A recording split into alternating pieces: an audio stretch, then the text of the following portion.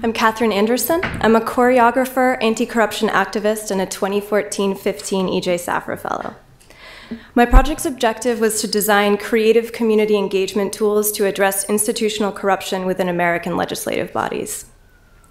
The principles of community organizing, summarized nicely by this Peter Dreyer quote, informed my project's values. I tried to always think about the citizen as the subject, not the object of a given campaign. Here we have the citizen as object approach on the left. You know these guys, the street fundraisers, or less flatteringly, the charity muggers. The message here is that your role as a citizen is a passive one. Sign the petition and donate money so that we, the organization, can keep doing this important work. While this practice must be a valuable tool for some nonprofit models, it contradicts my project's primary objective, to build participation and leadership within the community itself. So then what does the citizen as subject approach look like? Well, in designing my tools, I thought about three key elements. The first, the information element. Does this experience offer the right amount of the most important information? Second is the action element. Am I providing concrete, immediate opportunities for meaningful participation? And finally, the art element. Are people creatively engaged in problem solving, art making, etc.? Are people connecting to the featured artistic content? Briefly, a note about the context. All of my strategies were designed for Represent Boston's volunteer-run campaign in Cambridge to pass an anti-corruption bill called the Cambridge Voter Access Act.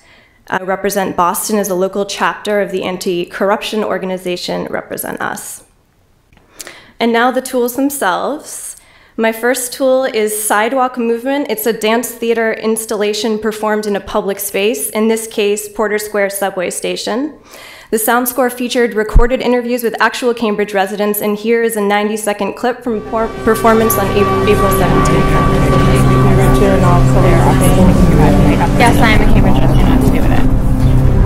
Trust, an interesting word. Do I trust the elected? I think that donations definitely cause conflict. Cambridge is progressive, so I mean, you know, I think that our citizens, specifically in Cambridge, are a little more involved. Well, the 50-50 runs for Cambridge City Council seat. Says she'll run without taking developers' dollars. What the developers want them to do regarding zoning instead of what actually residents we don't get to know housing and everything else. We just see the ads. Fellow citizens of Massachusetts, we still need to reform the way money affects our elections.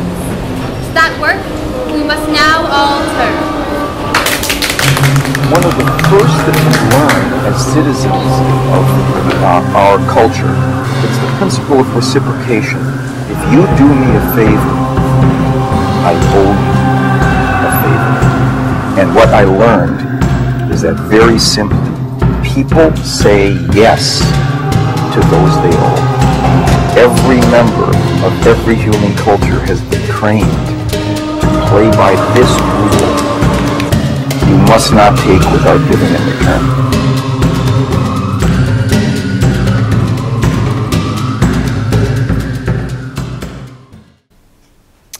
Second tool is the Citizens Think Tank. My objective here was to humanize the petition process. We set up the Citizens Think Tank in various community spaces, including the Cambridge Farmers Market, which is pictured here. Each participant illustrates the outline of a speaker symbol with his or her self-portrait and writes an idea for Cambridge in the speech bubble. And on the back, the resident can endorse the Cambridge Voter Access Act and address the postcard to a particular Cambridge City Councilor.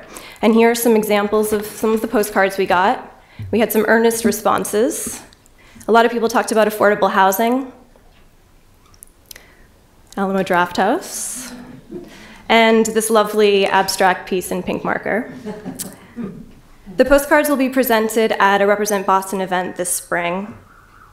And finally, the Doc and Talk film and discussion series.